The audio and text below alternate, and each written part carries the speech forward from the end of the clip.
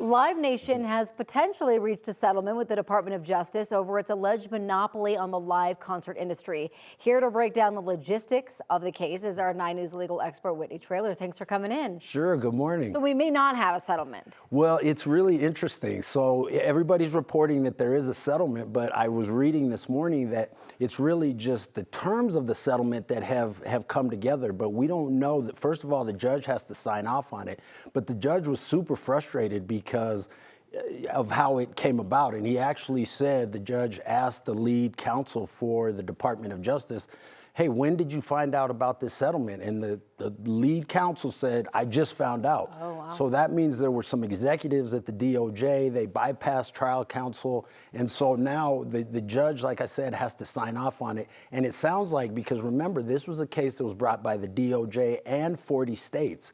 And not all of the states have signed off on it. So if they don't sign off, they're going to continue with the litigation. So it's very unclear. There's supposed to be a hearing this morning. If someone's watching right now and they're like, what are you talking about? Go back, get us up to speed on the case. Yeah, that's a great place to start. So the DOJ is suing, alleging antitrust allegations against Live Nation and Ticketmaster, and the allegation is that they have an illegal monopoly. And the facts are that Live Nation manages a number of artists. It has control over a number of venues, and then Ticketmaster does 87% of tickets in the entertainment industry. And so what Live Nation would do is they put a full court press on these venues to say, you have to use Ticketmaster. And if they didn't want to use Ticketmaster, they would then move the venue. So this happened, for example, with the Brooklyn Nets, the owner.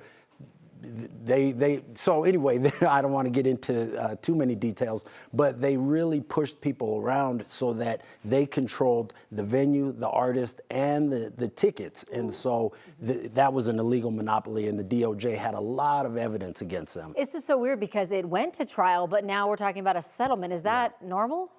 So sometimes cases can settle at the last minute, and it seems a little counterintuitive to say, well, if you're already in trial, right?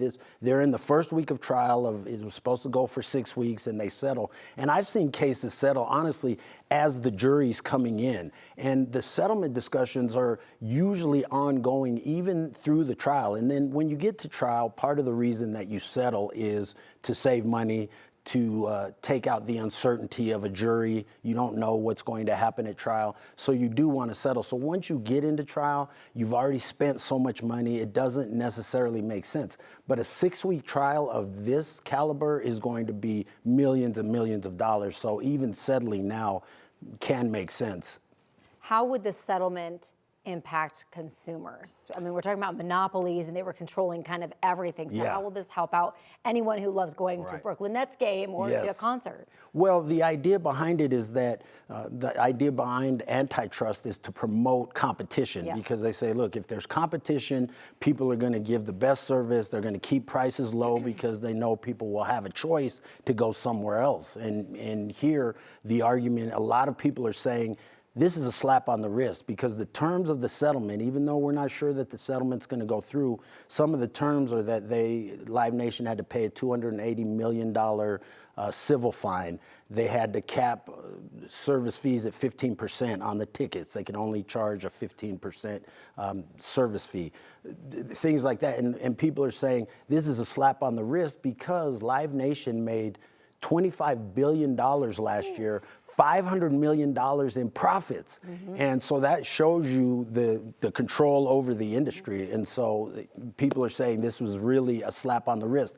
But the DOJ is saying, well, now that it's going to open up, there's going to be more competition, ticket prices should go lower.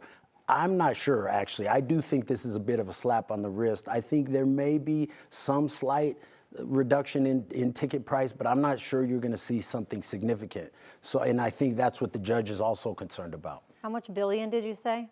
$25 billion. Just in the Backstreet Boys. And that was exactly, that was just last year. Wow. Yes, so $500 million in profits. And so, you know, there's a lot of concern that, hey, this wasn't a legitimate, you know, they limited their exclusivity contracts to 4 years. You know, some of these things really, when you make $500 million in profits a year, Yeah. that's not really significant. Well, we'll be watching for sure. Yeah. As always, Whitney, thank you.